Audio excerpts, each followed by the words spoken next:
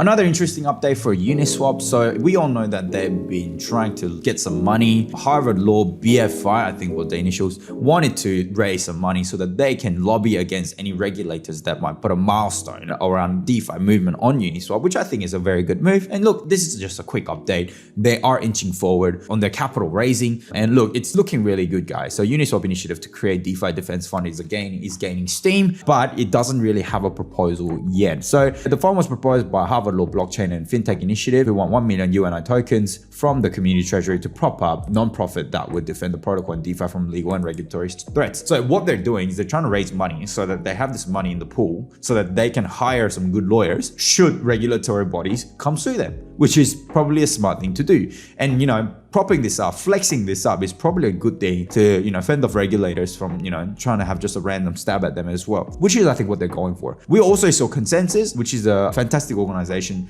that have begun to back up this group as well and become a bit of a spokesperson and one of the ambassadors for this motion as well. Uniswap is a decentralized exchange governed by its users. Anyone with a Uni token can draft and vote on proposals regarding the protocol, including how money in the treasury should be spent, which is good. That's the whole point of decentralization. A decentralized finance is increasingly under regulatory scrutiny, and we need to defend the ecosystem, its democratizing potential, and its decentralized ideals, said the Harvard Law BFI. So look, I see some good moves coming out of this, and very much for decentralized finance as an industry, as a sector that this world desperately needs. And we're seeing some great strengths on decentralized finance. If we go to DeFi as a sector of the cryptocurrency market, yes, we are seeing that it's, dropping like flies, but I am very bullish on most of them. And look, the overall uptake on this model is going to be very, very encouraging. I did stake some cake, just to example to you guys that this is what I've done. Look, I have gone down in my stake because I used to be around that $1,000 mark. I bought in at around about $20, but now it's sitting at $16. But that doesn't really faze me at all because Bitcoin is going to dip down to that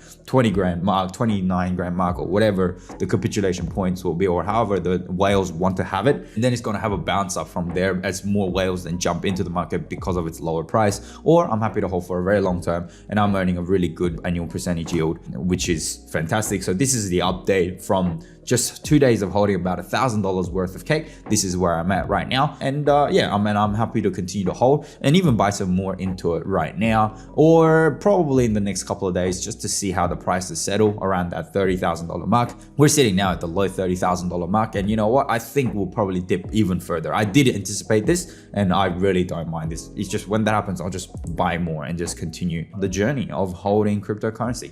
Thank you so much for tuning in today, guys. If you haven't done so, make sure you go and like, subscribe, and ring the notification bell. And I will see you again with some more updates tomorrow.